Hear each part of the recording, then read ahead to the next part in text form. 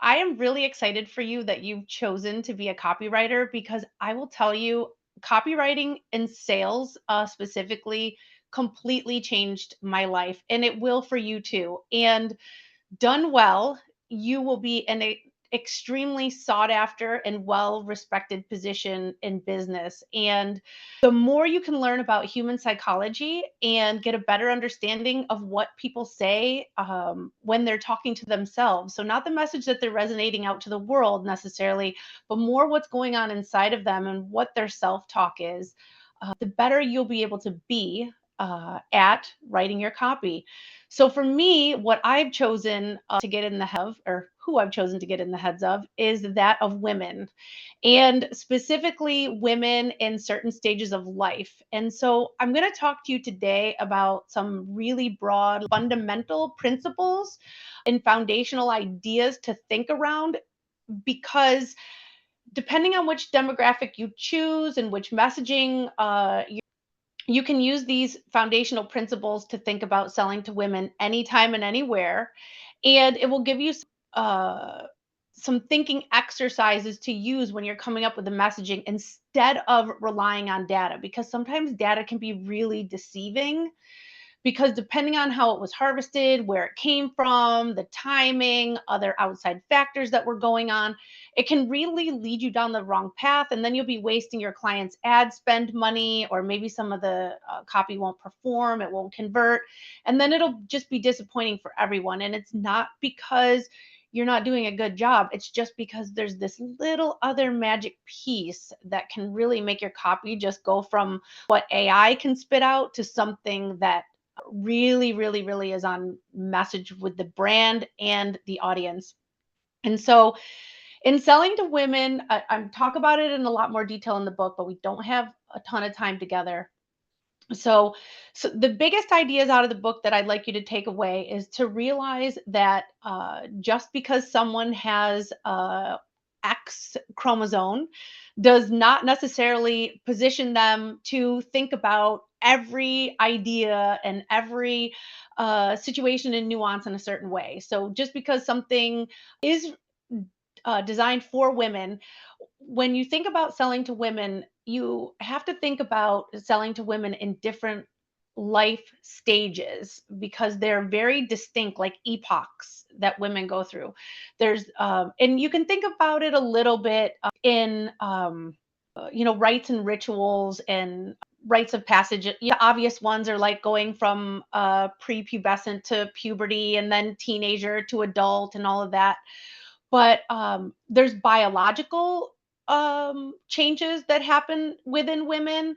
There's life circumstances that happen with women, and there's situational aspects that I refer to in a training that I do outside of the book. And this didn't make it in the book, and it really should have. I didn't come up with the idea of this until I started lecturing on it after the book was published. But this idea of hats and glasses, and I'm going to talk to you about that because that's super important. And what I'm talking about is choosing your demographics and who you want to write to in women based on where they are in their lives. So, uh, women, when they're in their 20s and they're trying to attract a mate, they're going to usually divide into two groups. The ones that are chasing after someone who's financially stable and can provide a life for them. And then there's the other women that are going after situations where they can grow with someone emotionally. They want an emotional connection, and they're looking for intimacy. And I think it's different in men, because men, they go from boys to men, and in psychological circles and a lot of psychological studies, they show that men's opinions and things stay fairly static through their lives, whether it's their sex drive, their views, their values, they stay kind of static. They get them as young men, and they kind of stay that way for a very long time. Women kind of ebb and flow depending on what their societal values and societal pressures are a little more. Biologically, we stay more the same because we're not as adaptive, the X chromosome, as the Ys are typically. But they're going to start breaking off. Women are going to start breaking off into these ideologies where what will sell for one ideological audience will be completely repulsive to another. And so when you start looking at those psychographics instead of the demographics, this is where your copy can get really, really, really focused. So then let's say you want to sell to these women who are more financially driven. These might be the women who are running off to Dubai to go find a rich husband, and they're getting a lot of plastic surgery and they're wearing all these fancy clothes and they're flashing, that they're on these private jets and these island vacations, and and a lot of I've heard a lot of young copywriters, or I don't want to say young, inexperienced copywriters, thinking, well, all women want. No, no, that's just what you're seeing on platforms like Instagram, because that's where that type of psychographic gravitates.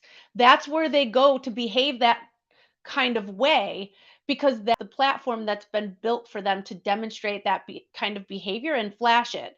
Whereas if you're looking to sell something, you're talking about, something organic, something for the home, something to build relationships, something that's going to create intimacy, something about educating children, something about being involved in community, something about staying close to home. Those kind of messages are more going to resonate with the intimate seeking relationship crowd of women. They might be on Instagram, but they might be more the lurkers. They're not going to be flashing bikini pictures and all of this sort of thing. Different kind of audience, different type of messaging.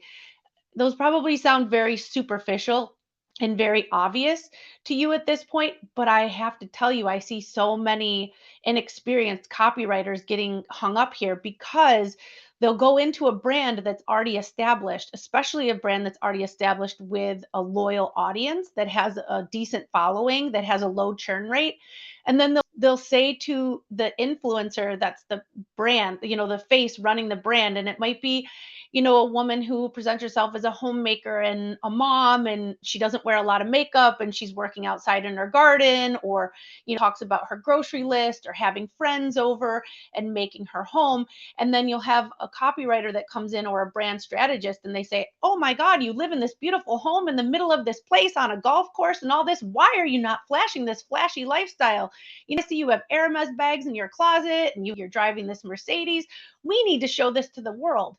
And that's where some of these copywriters and brand strategists go wrong, because in the long run, that doesn't work. You might captivate a new audience because suddenly you're going to start to get some of those flash in the pan, thinking clients in, but they're not going to be sustainable for the brand long term because it's just not part of the brand's identity.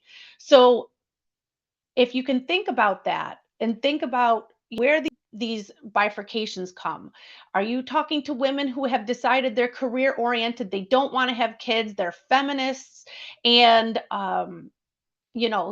that's their worldview? Or are you dealing with someone who's more of a traditionalist? They want a family, they're worried about their community, they want to be good citizens, all of that sort of thing. And I'm not saying that people can't be both, but to break them into broader audiences, those are the kinds of things you have to look at. And does anyone have any questions on that? Did I make the point on that well? I think so. You're saying that not every woman you write to is going to be like that boss babe mentality. There's going to be a lot of how would you say it, like Midwestern mom types or Southern mom types that even though they're young, they still have that kind of vibe or mentality. So you just got to match your messaging to the right audience. Yeah, I think so. And I don't know that it's always a Midwestern phenomenon. And I'll tell you why. Now that I've transitioned from more of marketing messaging and conversion copy and gone more to the counselor side of things, there are a lot of women in that boss babe community that say, like, this is how I thought I had to behave, acting like a man, having that boss babe. This is the front that I had to put up in order to feel like I could be successful in business, but this is not who I am. This is not this does not resonate with me, and I don't like it. And I know a lot of women that on the consumer side that won't do business with women that act that way because there's this I feel like there's this big shift coming that there's a lot of women that are standing up and saying, I don't want that boss babe crap. I don't want to pretend that I'm a man. I don't want to act like I'm a man. I don't need to compete with men. We're all friends. We can all do this together. Why can't I just be more feminine and and walk that out? And they can, but do it slowly and don't try to necessarily mix the oil and water with those two groups. And I don't necessarily think it's a geographic kind of message, especially with the internet now. And maybe I'm showing my age by saying that, but I think there's a lot of potential in a client audience by switching up the message slowly and not just going outright with it, but say, have you ever thought about? Do you ever get that feeling that does it ever cross your mind? And seed it in that way and see how it resonates. You send out an email. We did this for one of my clients once. She said, like, I've always been this boss babe, pretending to be all big and bad and competing with the boys. And I'm always flashing, like my Stripe account and talking about how much money I make. She said, but I hate it. It's not me. And so we sent out a message to her audience that said, do you ever feel like you're trying to tell the world that you're somebody that you're not? And that was it. And the messages that she got back, and that ended up turning into her mastermind group that was her $36,000 a year paid behind the scenes, that she was taking women out of that boss babe behavior and then bringing them into this little secret society where she brought them behind the scenes to show to them, this is how difficult it is to live this way. I don't want to do it anymore. Why don't we create a new community of women that don't want to behave that way? And just did it slowly. Didn't do it so it would insult her audience that she already had. Didn't want to repel away the women yet that resonated with that message, but just that slow little leading question got enough email responses coming back that we were even shocked at how much attention that simple little one sentence got back. So, yes, that's I hope I communicated that well. You did, and I see the vibe shift as well, and it's becoming more and more prevalent. If you see it on TikTok, there's like this trend of, like, they call it trad TikTok accounts, where it's all these young girls, they're Zoomers, so Gen Z or Gen Alpha, and they're like, no, I don't want to be a career woman. I want to stay home, uh, take care of the household, raise children, that kind of thing. And you also see, women complaining about equality. What they're like, what was wrong with you feminists who fought for equality? I don't want to go to school. I don't want to go to college. I just want to stay home and get married and have kids. So there's that as well from that angle. So I think you're absolutely right. And it's not a geography thing. It's just like mindset shift, mindset thing, or like a new worldview that's permeating. Right. Thank you. You said it better than I did. So I'm just hoping that, as copywriters, you'll be thinking about that because I think the old way of doing the marketing and the copywriting was, I'm going to assume that all women are this way and I'm going to cast this really wide net. Being super effective with your copy is really digging deep into those psychographics and just looking for every little nuance. And I talk about it in the book too, knowing what their communication language is. I worked with a car manufacturer once, and they were updating some of their sales messages for specifically, they wanted to sell more vehicles to women. And they were talking to career women about how many car seats would fit in a car, but then talking to moms about how many cubic feet the trunk was with absolutely no idea who they were talking to. So they were really, really pushing a lot of their target market away because they hadn't trained the salespeople to not ask questions in a way that people felt like they were being slimy attacked when they walked in, but more like, how do you plan to use this thing? There must be something about it you like. You saw it driving on the road, somebody else got one. What do you like about it? But then how do you plan to use it? And then once you know how somebody plans to use something, whether it's cosmetics, a vehicle, a financial instrument, um, then you can start speaking in their language. So then when you're talking to the person who's the mom, you can talk about, this car will fit 3 car seats across the back. You can put 10 bags of groceries in or 2 strollers, so that if you and your girlfriend want to take the kids together to the playground, you don't have to drive separate cars. To the career woman, this is going to make you look like you can keep up with the boys. You'll earn everybody's respect. um, they'll be able to take you seriously. You look like a made woman. You don't need somebody to take care of you. And I know this sounds very sexist, but come on, let's be real. We're talking about selling to women. And, there's a lot of feminists that completely hate my message. Like I have literally been shouted out of live speaking events where they're like, "How dare you? You're such an anti-feminine, but or anti-feminist. You have daughters. How could you?" But it's real life. So we're business people, so we can talk about real life instead of we got to talk about facts instead of just feelings. Um, Yeah, and sorry to interrupt you. It's the funny thing is that you are, by every possible metric, you are the woman that these women aspire to be, like feminist or boss babe types, because you're so successful, you're so educated, you're gonna have a PhD soon, and so I'm sure that's why it triggers them to hear you say that, because like you have everything that they want, but your message is completely different. It is, thank you, but I think it's taken me a long time to get here. I'm almost 50 years old, and so when I was younger, I did have a different mindset. My worldview has changed. Having kids has changed me a lot. Not growing up, in a home, my parents financial struggled financially. Um, I did not grow up this way.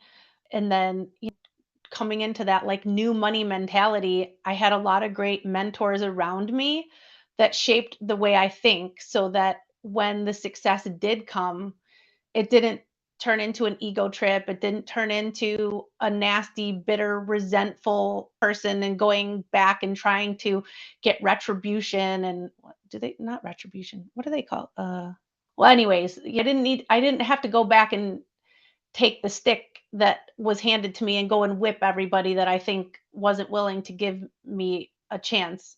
Like I've been very lucky. I've had great people in my life that have helped me in places like what you're doing with the people that you're teaching these copywriting skills to. That's a life-changing skill. I was getting paid my minimum engagements when we were running my agency was $25,000. That for me at the time was life-changing money. That was the minimum engagement. We couldn't even have a conversation unless you were ready to spend 25,000. And some of my clients have made multi-million dollars from copyright, email sequences that we've written from that for them. One of them got a Shark Tank deal with Kevin Harrington from the copy that we wrote for her product.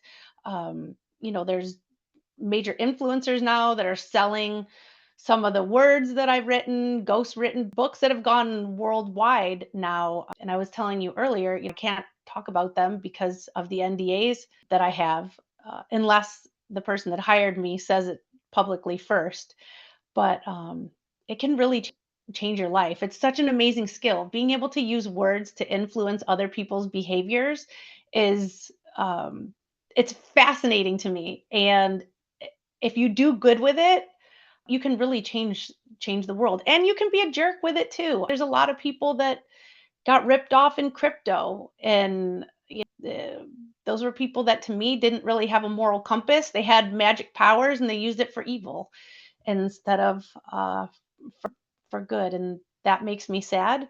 So I'm hoping that all of you that are learning here will use your superpowers for good, because you and I both have children and they have to inherit this earth that we create today.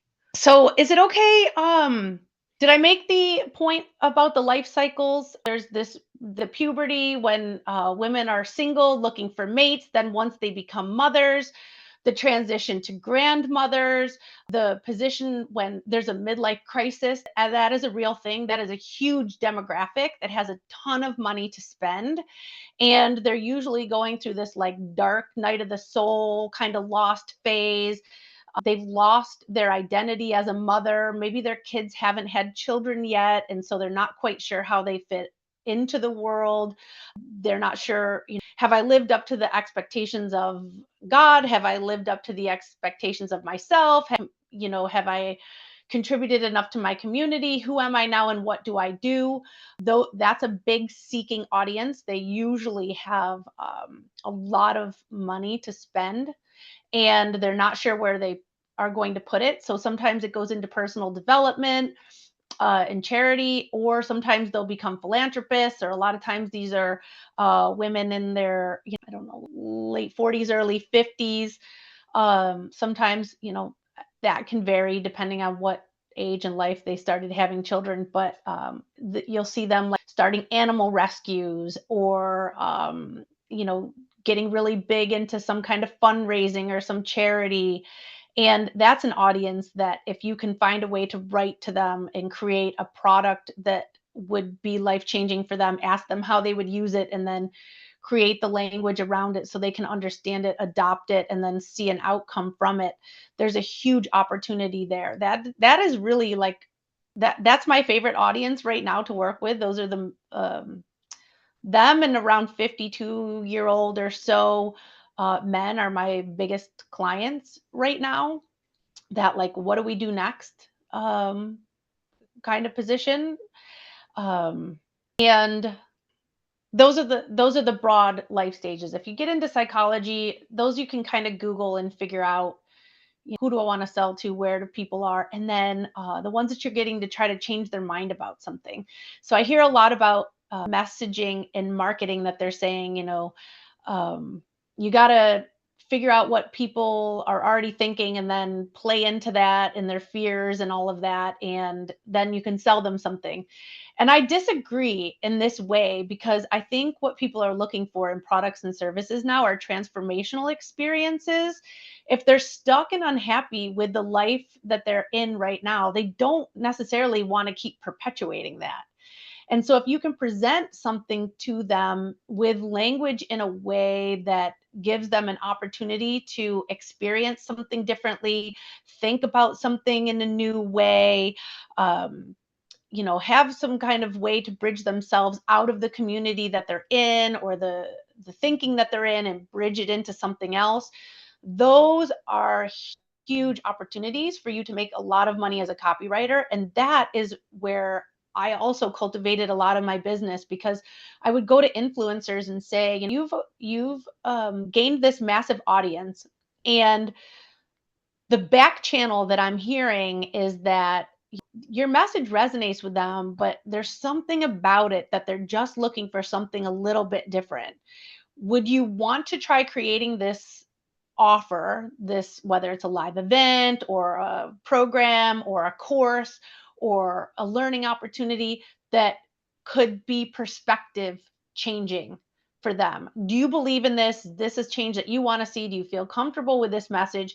I'll write the script if you want to deliver it, but I think this is an opportunity for you to sell something different for your audience here. And what's the black hole that everything you've taught them, because everything you present to somebody or hand to them or get them to adopt, it creates a need for something else, right? So no matter what it is, and we talked about this a lot when I was talking about copywriting with Ty Lopez. Like, Ty would always teach his communities all these new things, and when he would teach them something new, it then created a situation where they needed something else. They couldn't be successful with the thing that he sold them without then learning what this next thing was. Or when he would teach them something new, it would create a hunger for something else. So people would end up leaving his community or going and seeking another influencer to teach them something else because he had seeded an idea that they were missing something, and he didn't give them the satiation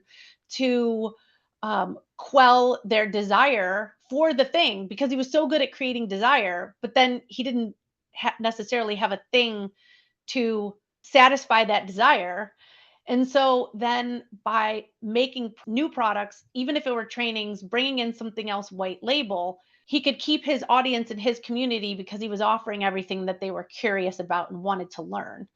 And, you might see this too, like if you're a parent raising your kids, if there's something you don't know anything about, but your child is wildly curious about it, you either want to learn it so that you can demonstrate it to them in a way that they're learning it in a wholesome way that they're ready for, or you want to try to, or you might be seeking to set them up with a mentor that it's someone that you trust and they're not going to take advantage or teach your kids something that you really think is unwholesome or unhealthy, and they're going to be a good example, a good leader by example. You don't just say to your kid, well, I don't know anything about that, go figure it out on your own. Typically, maybe as they get older, you're teaching them some independence, but you're trying to find those teachers and leaders that you trust, and then allow them to give your kids a new perspective. So if you find that you've recognized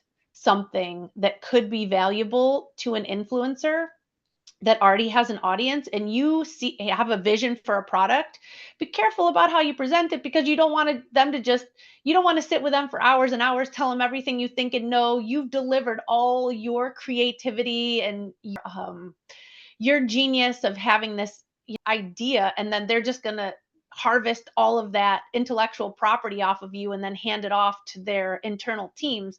You don't want to present it that way, because then your ideas are just going to get ripped off. And if you're a copywriter, that's what your genius is. You're selling your creativity, you're selling your inspiration, you're selling the magic of the nuances that you've noticed. So you don't just give those away.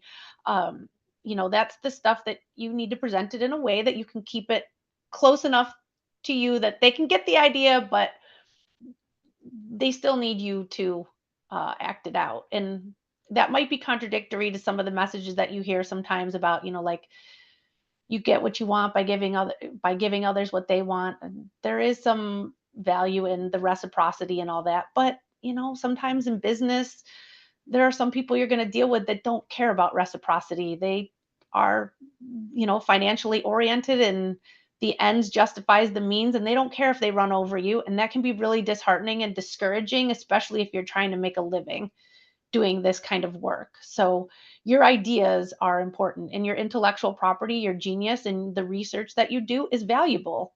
So, protect that in a way. Does that make sense? Do you have any questions about that? That does make sense. So, just to summarize what we've discussed so far, you're talking about the different life cycle that a woman goes through, and then Mhm. her buying behavior changes according to what stage of life she's in. And that is more important than when selling to women than when selling to men, because in the case of men, we're a little bit more constant in how we view the world.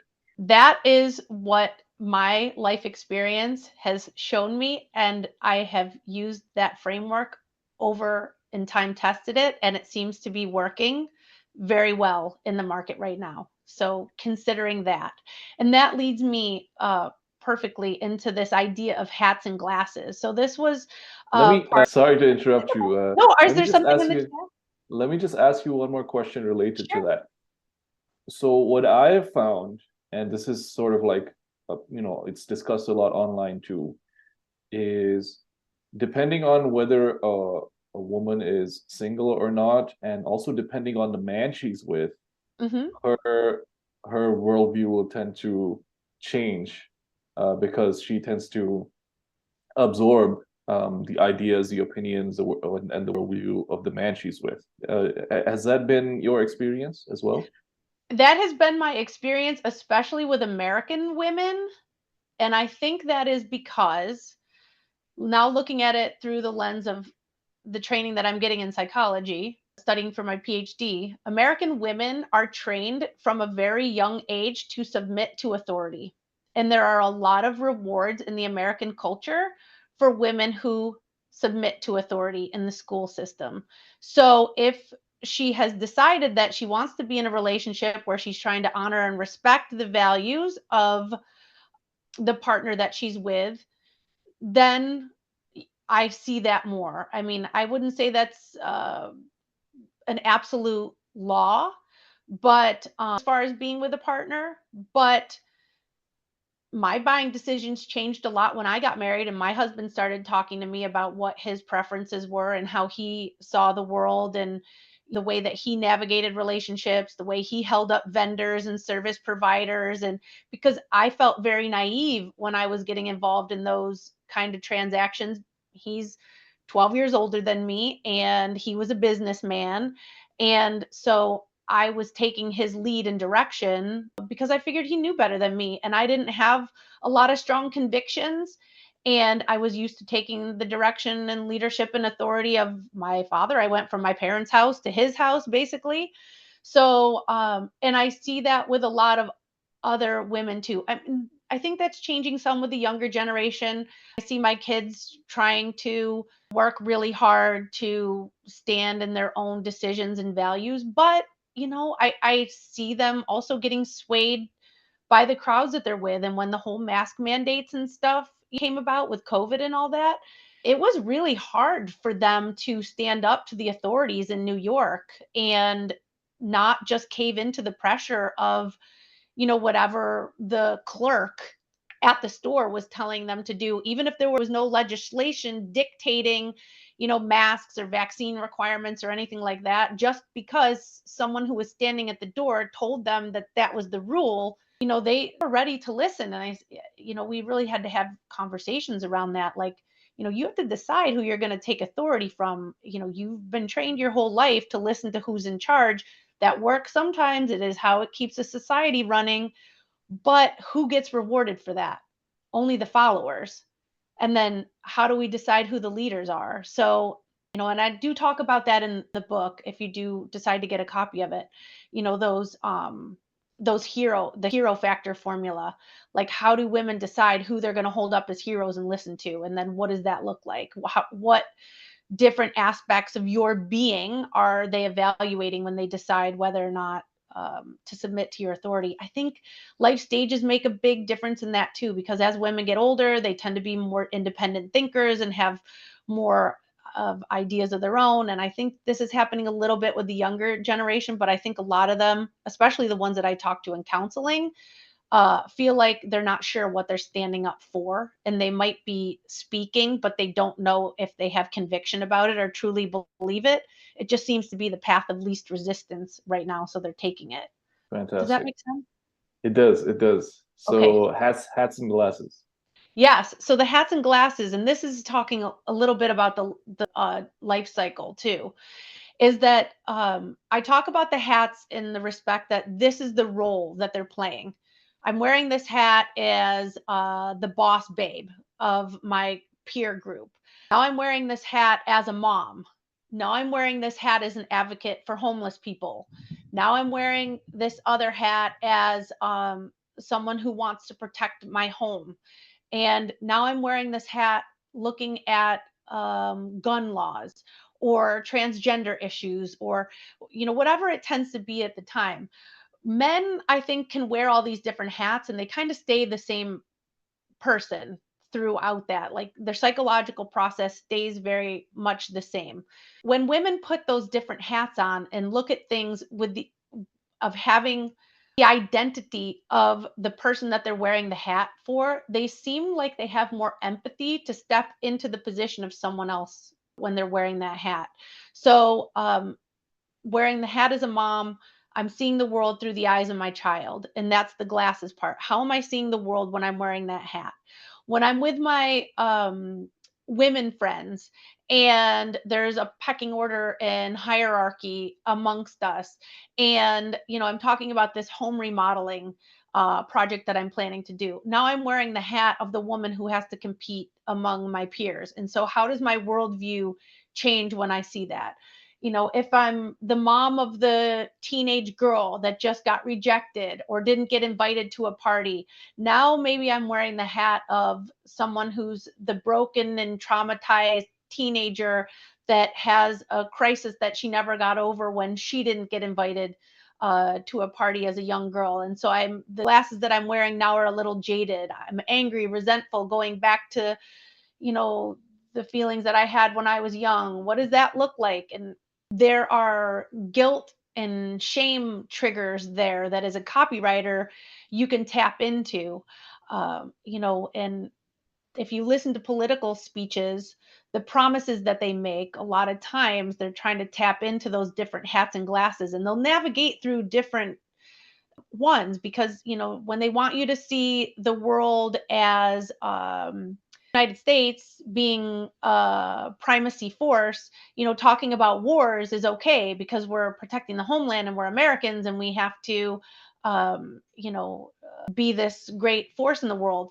But then if she then puts on the hat of, wow, I'm really empathizing with these people here who are trying to protect their children. They can't feed themselves. Their houses are getting bombed. This is reckless and destructive and it's unnecessary. And I feel for these people. I have so much empathy for them. She might be presenting one way when she's in public and with, the military veterans or at some kind of event that she's fawning to political leaders, admiring their power.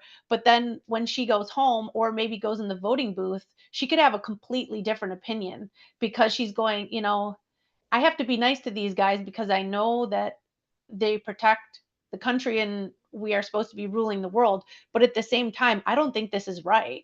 And I don't want to treat other people this way. I don't think it's fair that people's houses are getting bombed. I don't believe in this war.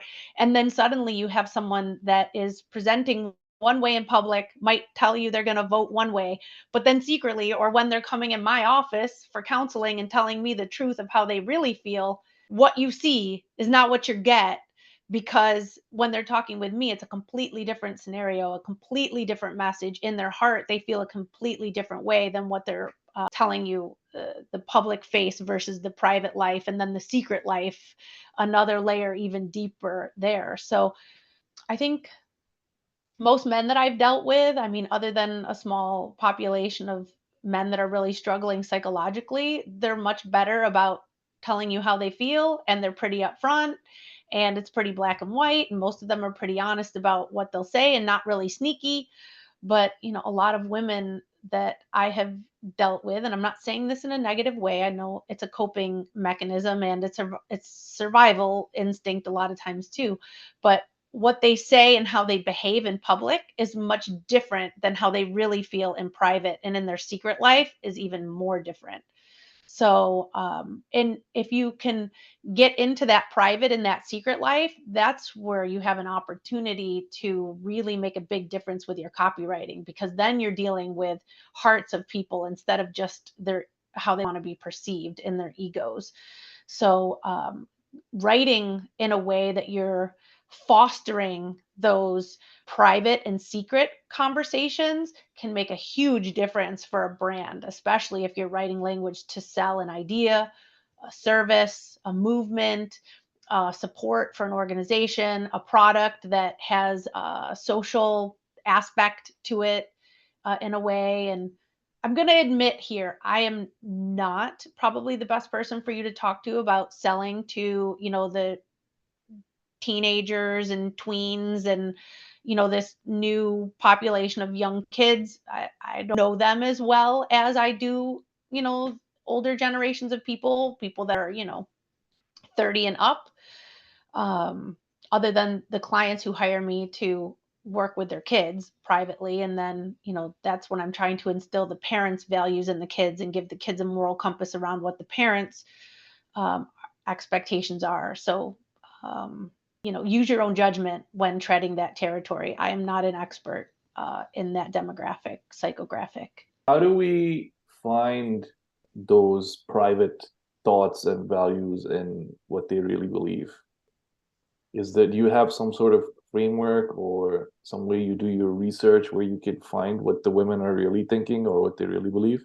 That's a great question. I am trying to come up with that right now. Transitioning from a marketer to therapy is giving me huge insights And I'm trying to come up with a way to articulate it to someone who is not interested in pursuing a PhD in psychology so that they can understand it. But I think how you could start experimenting on your own, because this is how I started, and a lot of other trainings that I'm learning in pursuing my PhD, is to start asking leading questions and not so much assumptive language, which is what you're taught in direct response marketing, but start asking questions or framing copy and sales copy and conversations that have some little opportunities for backdoor conversations. Um, where sometimes you might say, this is how I feel about this. I've also felt about it this way. So you're presenting two different opposing views, like diametrically opposed. And this is when you're going to start working with people that have a little bit more complex psychology, because one of the um, defining aspects of someone that has a higher IQ or a more developed intellect is that they are able to hold two opposing views, two diametrically opposed ideas at the same time. And they're not super rigid or black and white one way or the other. They can see merit in both. And so create language around opening up and fostering those opportunities to explore the diametrically opposed position of whatever it is you're looking at. So let's see. Okay. Recently, I was speaking with doing a mediation for two groups. It's an organization here in South Florida that they're trying to get Christians and Muslims to have more open dialogue and to discover what common ground they have instead of being at odds with one another. Because there's an influencer here in the area who's in the Christian community who thinks that there are a lot of Muslim values that would set Christianity back on a path that he thinks long term is a healthier foundation of thinking and family values, that Christianity's kind of lost its way. And so they're looking for common ground conversations. And so it started with his messaging that he would say, like, I'm a Christian man through and through. I was raised in a God. Everything I do makes me a Christian man. But then I look over here to my Muslim brother, and even though the world is telling me that we should hate one another and in our hearts we're different men, there are so many things that I can see that we both believe are the same and true. And we have this common thread in our hearts. And I'd like to explore that. Is that something you're open to? And it can be like that, or it could be something like with a cosmetic product. I know this product really works. I don't know if I can talk about this brand because this is a brand that I worked with and they got sued over something, and we were trying to get them out of this lawsuit and this message failure because they were positioning the company to sell. Give me 1 second to think of a way that I can talk about this. You can mention it and I can remove it when I edit the recording. Okay. So it was a hair growth brand. They were positioning the company to sell, but they had gotten whacked with a lawsuit that one of their main proprietary ingredients of what made this product work so well, this hair regrowth, was found to be cancer causing. And it was a huge blow to the brand because the chatter on the internet went absolutely crazy of people making all these negative reviews, comments, YouTube videos, product reviews. And they were in the middle of selling this brand. The owner was wanting to retire.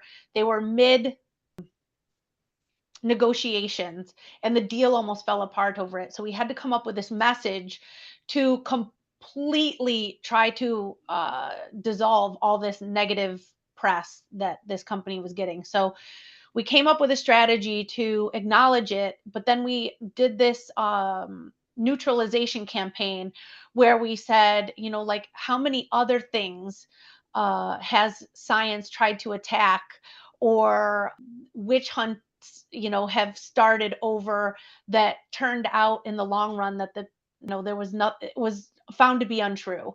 And this thing actually could help you and get you the desire that you wanted, but there was someone who had an interest against this thing becoming successful because it sabotaged them in some way.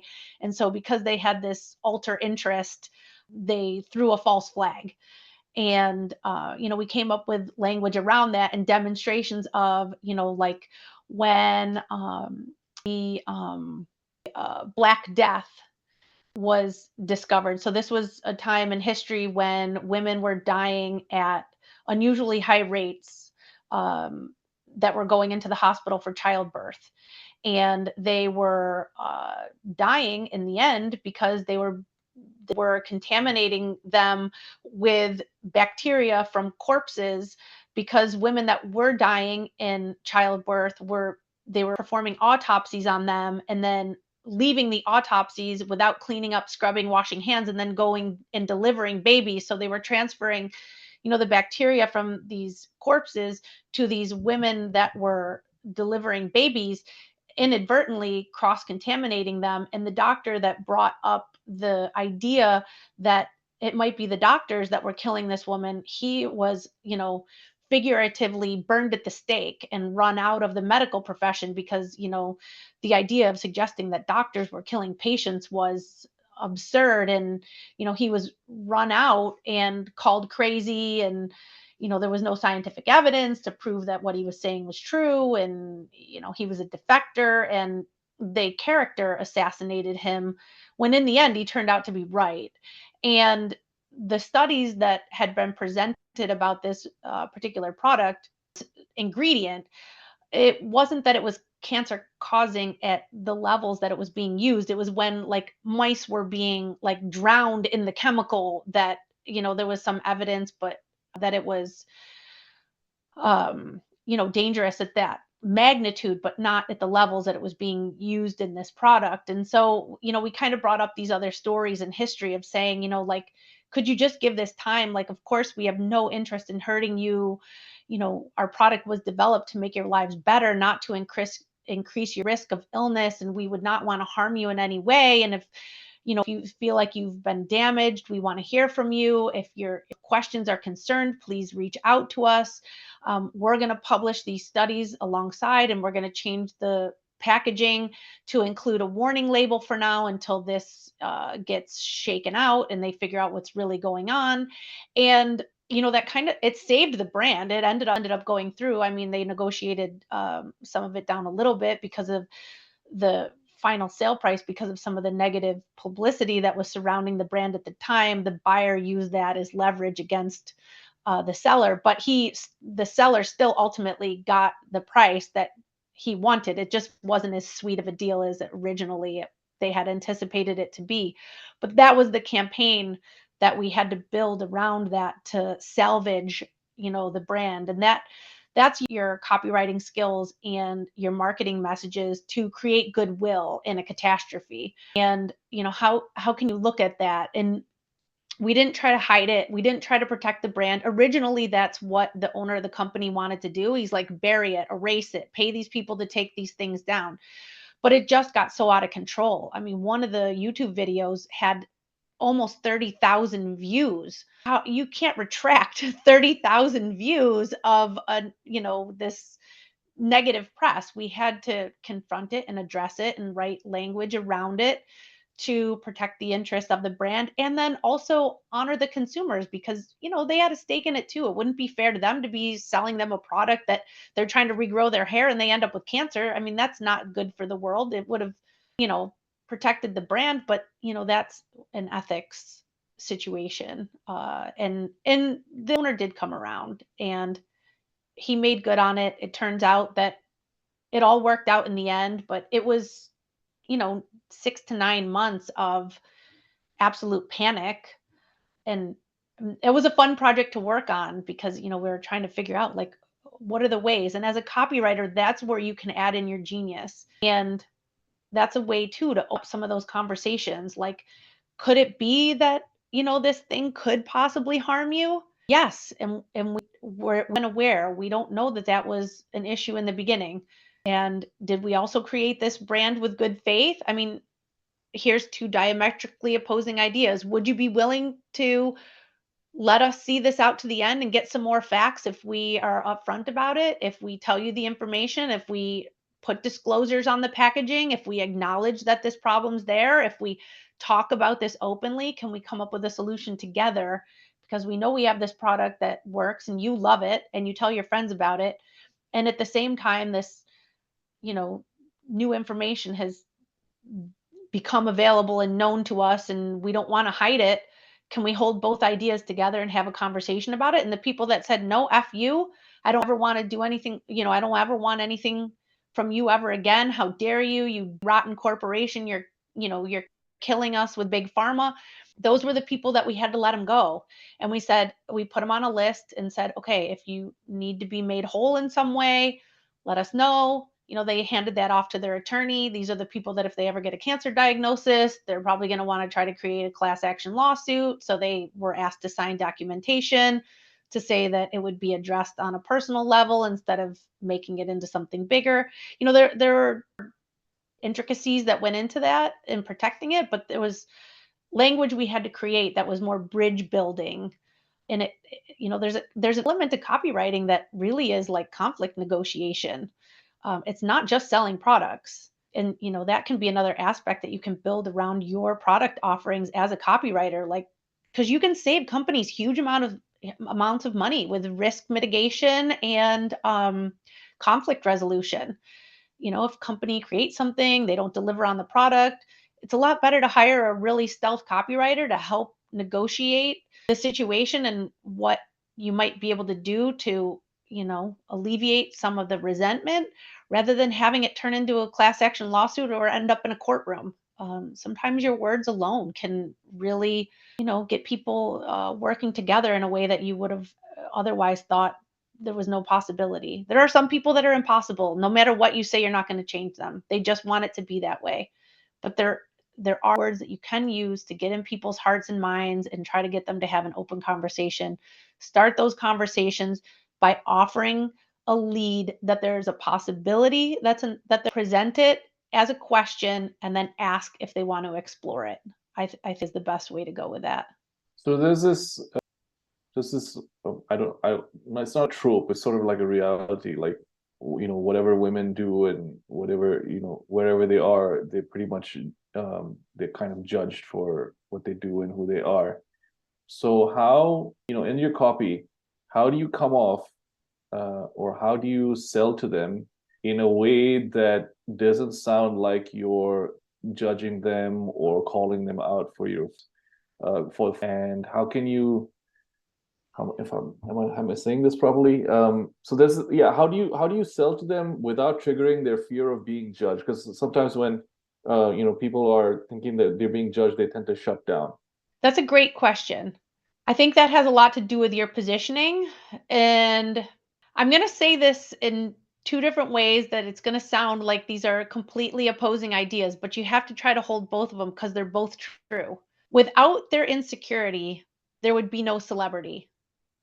Without their insecurity, you wouldn't have something to sell them. Because if they were grounded and secure and absolutely convinced that they had everything they wanted and they were doing everything right, they wouldn't be looking necessarily for your product, service, or your new idea unless they were just super open-minded and were just looking for a new experience. At the same time, most women are looking to be judged because they're trying to see where they fit in.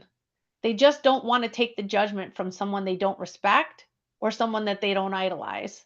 So if they feel in some way that you're beneath them or you're insulting them in some way and you don't feel like you don't appear to them to be for their betterment, I don't think they're going to want to share that private or secret life with you. But if it's a brand that's established some type of trust and authority or a safe place for ideas to be heard, that really is important. I mean, that's one of the main successes of a brand is, can you say those things? I think you can. I mean, when I'm doing a counseling session with someone, how I demonstrate to them that I'm not judging them because I'm not. Um, Tell me more. Can you help me understand? What makes you feel that way? How does that make you feel? If that goes according to the way you're doing it now, how is that going to turn out in the future? those kind of questions that you're not, and you have the tone of your voice matters, the words that you use matter. Anytime you get into those situations where people are feeling vulnerable, dial your copy back to like a second or third grade level, or maybe even uh, less sophisticated than that. When people get really vulnerable and they're sharing something super intimate like that that they don't want to be judged, they'll typically dial down into a less sophisticated language model, and they'll start talking more childlike. Does that Yes, yes, it is helpful. less sophisticated language, answer back intuitively with curiosity, and you can ask why, but use it in a curious tone. And if you're doing it in your copy, you could also present another idea that this is a little bit what we do in counseling too. If you validate how they answer to you and then try to explore, sometimes that helps too. Because, if I'm dealing with someone, I recently started working in a project where I'm dealing with teenage girls that are in foster care and helping them go through some counseling so that they can put themselves in a better position to be adopted by a family, because they really do want families. These are like 12 to 16-year-old girls that are in institutions in South Florida. They've been abandoned by their families for some reason, but they're super hard-hearted and they're really difficult because they've had to develop a lot of survival skills. And that's not usually what someone wants to adopt as a teenager. They don't want a rebellious kid that's going to, be challenging authority and us, running away and, looking for freedom and, all those things that's not indicators of a child that wants to be part of a family. So their behavior is not matching their true desires. And so when they say to me, like, I've done something really horrible, or they're getting really vulnerable about something that they feel like they're telling me because they're trying to disqualify themselves in some way. Like, no one's ever going to want me because if they only knew I kind of situations. And I say to them, like, well, what do you expect? That was the situation you were in. That's how you had to survive. You really didn't have any other choice at the time, did you? You only have 15 years of life experience. How can you be expected to make the same decision with someone that 50 years of life experience of trial and error would have done it? And maybe it's not that you're not good at life. Maybe it's just that you haven't had enough practice yet. Maybe you've never had somebody to advocate for you, that they're your ride or die, so that when you do make an error, they're going to stick with you anyway. Because when the shit hits the fan, really, those people want to know that if they do tell you something very, very vulnerable, that you're not going to be like, "What? I don't want anything to do with you anymore." And when they're sharing something with you, whether it's a brand or if you're like a coach or a consultant, or you're working with someone who's an influencer, people want to know that women, a lot of the women that I've experienced that want to be vulnerable and be authentic, they want to be able to say the things that they have the guilt and shame around so that they can release it. But they also want to know that the people that they love and respect and are enjoying that private time with and the ability to have those conversations, they don't want to lose it. So you have to prove that you're that person that's honorable enough that you can hear those things and not pass judgment. I mean, I think the best way to show somebody that you're not judging them is to condition yourself and train yourself to not judge them. And if you can't, then that's not the audience you should be writing for.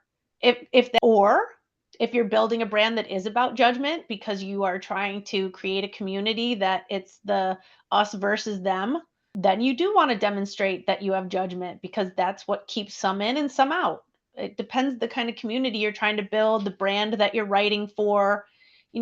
There's huge loyal communities that are built on, for some influencers, that we would never touch somebody on a something with 10-foot pole, and if you see them, we're all going to agree to burn them at the stake, or lynch them, or publicly humiliate them, or shame them, or run them off. Or I kind of hear this in the red pill conversations a lot with some people, that they're like, there's this that I heard recently about this high body count thing. And like, and these 20 something year old guys giving out this relationship wisdom. And I said that in a sarcastic tone because there's a part of me that thinks it's funny because I don't know, like, how can you take advice from a Yeah. relationship advice from a Yeah. 20-year-old guy that's never been married, that doesn't have kids, like, what are you, like, just spewing something out of a book you read, or The like, funniest thing is like, okay, this like on their birthday, they'll post a life advice. It's my 20th birthday. Here are 20 lessons I learned from my 20 years on this earth. yeah, right, right. It's like Say barely that. sentient for like 10 years.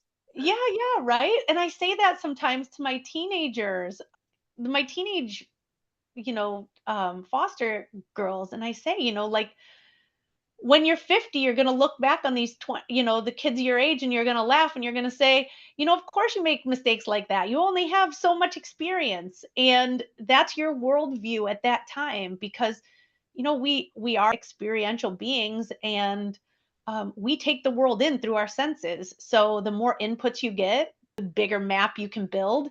You change your mind, and when people when they fail to update those maps, because you hope that a 45-year-old doesn't have the same worldview as a 15-year-old, because as you experience things and you learn more and you gain wisdom, you're updating, updating, updating.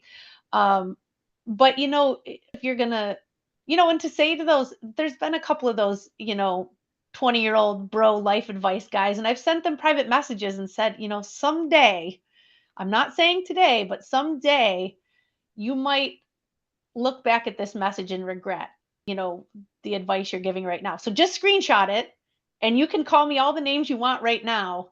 But, if you're going to ever dabble in stoicism or philosophy or anything like that, like, there's going to be a time that you're going to step back from this and wonder what the heck you were thinking. If it's your online diary, go for it, dude. But if you're trying to build a brand around this, you're going to outgrow it. And, to say that in the most loving and tactful way, because, of course, you don't want to take away that spark and that initiative and the drive and the desire to be a leader and all that from those guys. I do not want to take the wind out of their sails at all, because I admire their ambition and their bravery of putting their message out there of what they think. But at the same time, like, if you're building an audience around that, is that not the blind leading the blind? And then are they all going to go off the cliff together?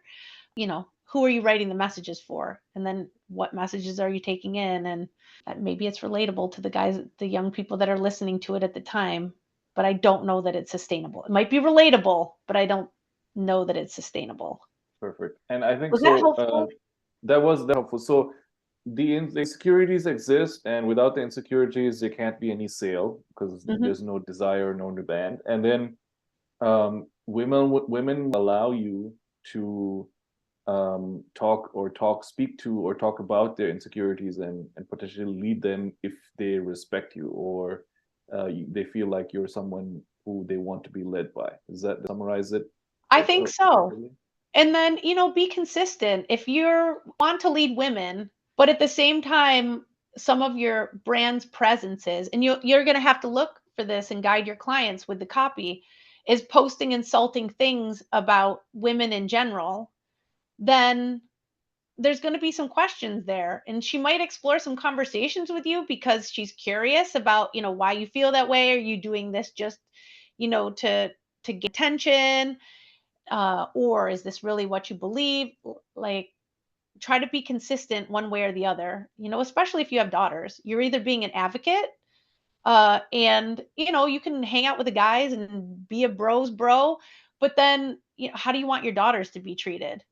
And you would is that how you would want them to be treated? Would you want some guy like you speaking to them in that way that, was demoralizing, and when they felt vulnerable, they might be able to be taken advantage of because you've put some question in their mind about what their value is? If you think about it that way, it's, just a hat to wear, the hat of the dad and the glasses of, I got to see the world through my daughter's eyes when I'm not there to protect her. Do I really want her to be logging into Facebook when she feels vulnerable and seeing demeaning messages targeted at women who are, misguided, or they put some post up and then 50 other guys all comment laughing and mocking and degrading or bandwagoning on this? Everybody's going to make mistakes. And if you want to be perceived as someone who doesn't judge, don't do those kind of posts or don't send those messages out to the audience unless you're trying to deliberately create a community around that. You asked me about not feeling like they're being judged. So I was trying to answer that question. Got it. All right. What's next? What do we got next? Those are the things I wanted to talk to you about. And then when you're writing your sales copy, one of the places that when I have worked with companies, one of the first places I go to start looking at their copy to kind of work a strategy from the inside out is to start with the abandoned cart messages. And I don't know if that's something that you teach in your copywriting. Of course, I'm sure you do because I know you're an expert at what you do. I always start there because the message that I've seen from most marketers is that you need to put pressure on a woman to buy, and that if the intent was there, you just need more marketing messages, more sales. And what I have realized in doing deep research and meeting one on one with so many hundreds and thousands of women who have abandoned carts, and then I go to them and say, "Why did you abandon the cart? Tell me." Um, is to remember that a lot of women, when they're shopping online, are trying to fit it in super small windows of time and assume that they didn't complete the sale first because they got distracted, not because they needed more of a sales pitch. And that has been a wildly more successful abandoned cart campaign for us than trying to add more authority or product bolstering or sales messaging into those abandoned cart messages. It's more like, hey, maybe the dog came in with muddy paws. Maybe you had to pick the kids up at the bus stop. Maybe the phone rang. Maybe a drink got spilled. Maybe you couldn't find your credit card. Suggesting more that it's because they're busy. They've already made the decision if the thing's in the cart. So sometimes by putting more sales pressure on the situation, you're turning it into an authority situation where you can kind of oversell your product. And women in that kind of way, it seems like when they're going through that process, they prefer to be led instead of being sold. So if you could change your messaging up to say something to the effect like, we already know you want this. Like let's just help us make it the most convenient way of possible for you to get this done because we want to get it on its way to you.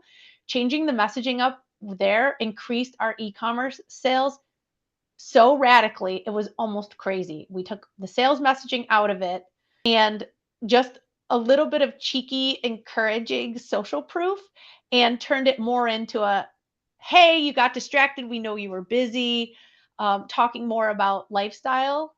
You know you want this, but maybe you don't need it, but we still want you to have it kind of fun messaging instead of cramming it, down their throats, or we have to put 10,000 case studies with this, or maybe they didn't see all these details, instead of summarizing the product, we made it more of a fun, like, we know how you live and we're going to do our best to accommodate you kind of thing. And maybe you could try some of that in your sales copy if you haven't already, because that worked really, really well for us over multiple brands, different products, e-commerce services, coaching, religious messages, lots of different places. That's an excellent tip. I think just that alone is worth the attendance of this lecture. Because usually when I do the abandoned cart, I use the abandoned cart as more like an objection handling. So like I'll go through like every email is like one objection, and I don't assume that I do the opposite. I don't assume that it's because they forgot. Well, the first email is like that, or maybe the first one or two emails are like that. But then after that, it's just I go into objection handling mode. So that's a really good tip. I might start including that in more abandoned cart emails as well. Yeah, see how it works for you and throw it out over a longer period of time. I talk about it in the book. You can go back and look again if not top of mind for you, but the decision cycle. Women's hormones fluctuate throughout the month. And they might put something in the cart today and completely lose interest in it during certain phases of their menstrual cycle. And then as their hormones change, they're going to be looking for that product again. And we have abandoned carts now that go up to 180 days. And those still work. We still have conversions on 180-day abandoned carts. Yeah. And it's That's another excellent tip. You just make it longer. You'll eventually get the sale.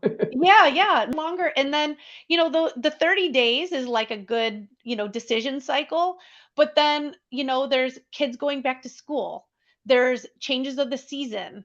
This was summer idea that I had and I put everything away for the winter. And now, oh, I'm going to have summer picnics again outside. And if you're selling outdoor furniture, I mean, obviously it's seasonal and that makes sense.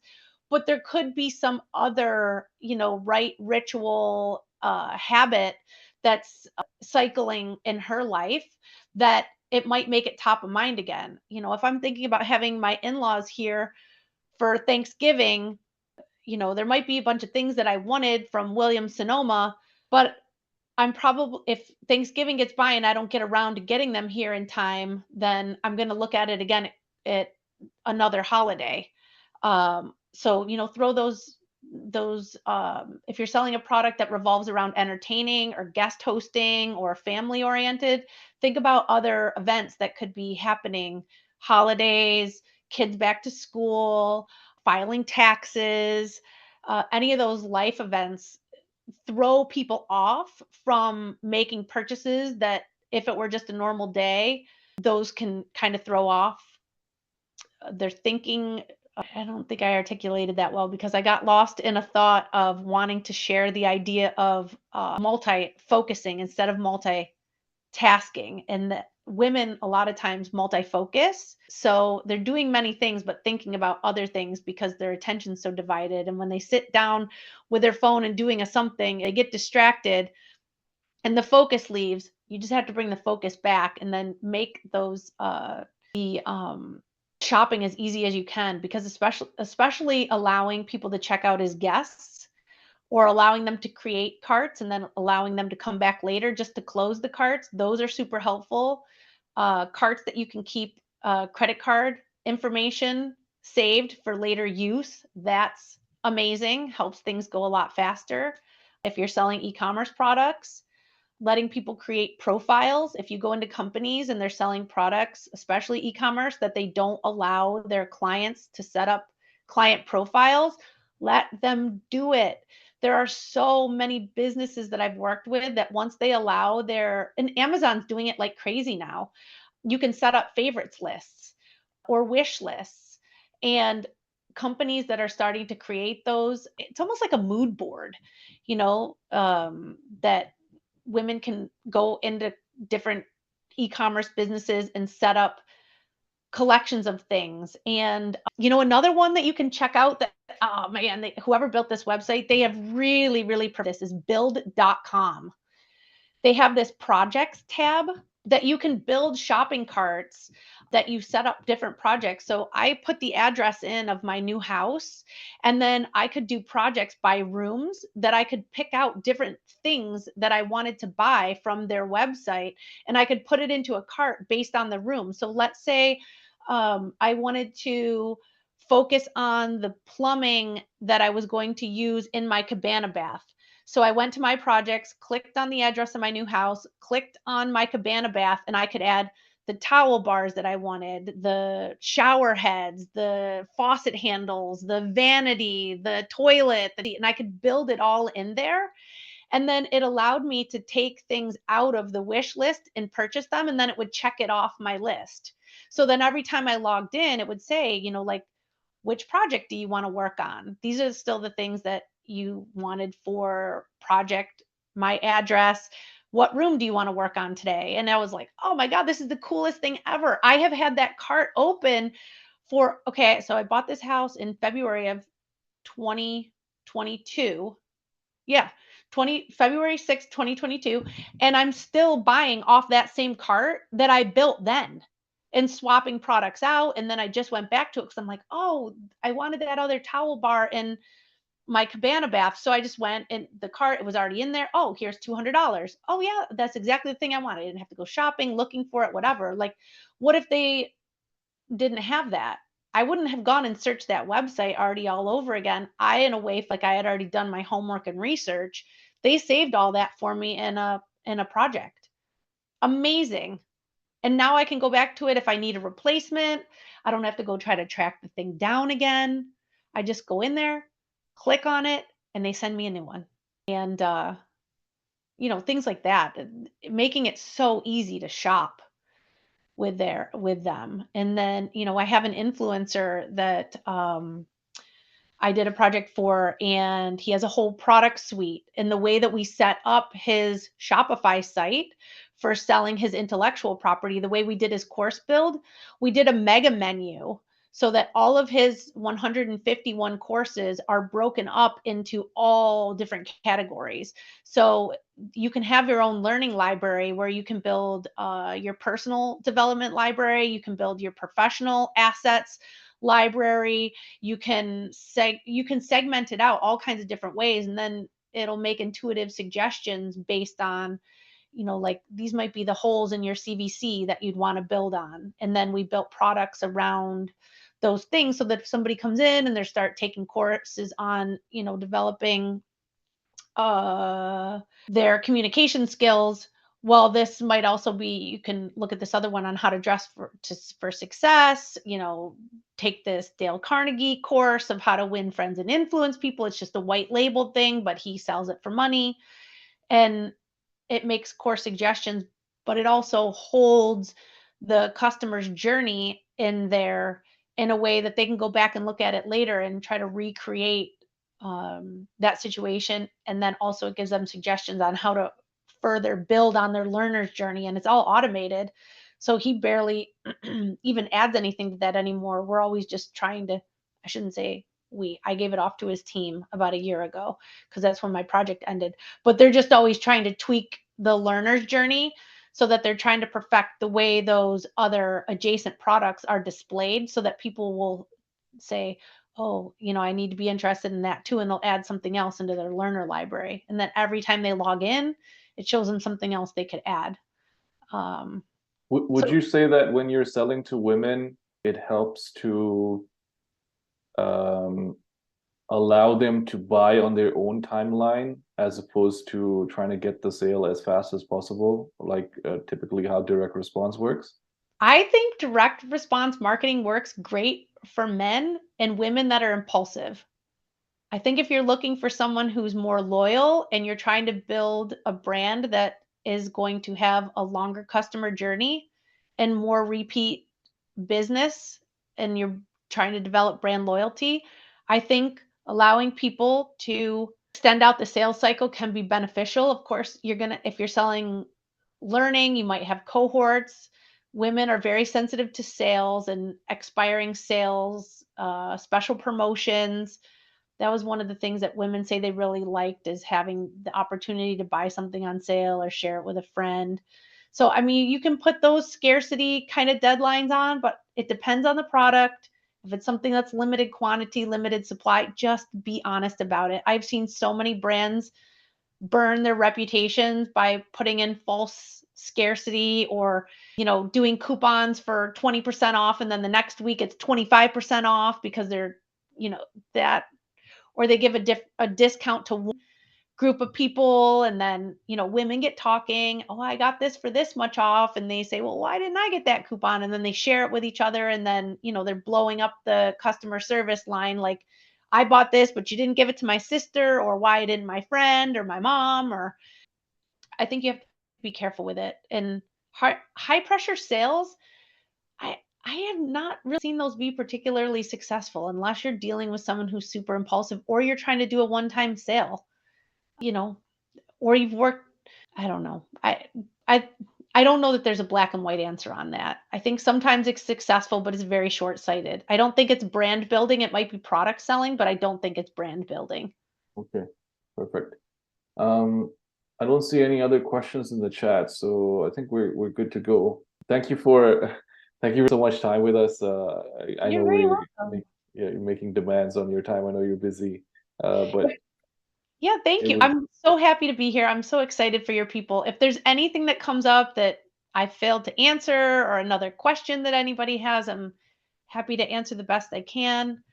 This is a way to make a ton of money. This is a great, great career path for any of you. And then I know that everyone's saying copywriters are going to be replaced with AI. I can't see that happening anytime in the near future because there's so many nuances to it. So keep doing what you're doing. And if anyone has any questions that I haven't answered, if they send them to you, you and I can get together and I'll do the best I can to answer them. And I appreciate everyone's time listening. This is really fun for me to talk about. It's something I'm really passionate about and I love doing it. So thank you. All right, thank you so much. So I'm going to end the stream now. Thank you to Wendi, and thank you to all of our guests who joined us. Bye.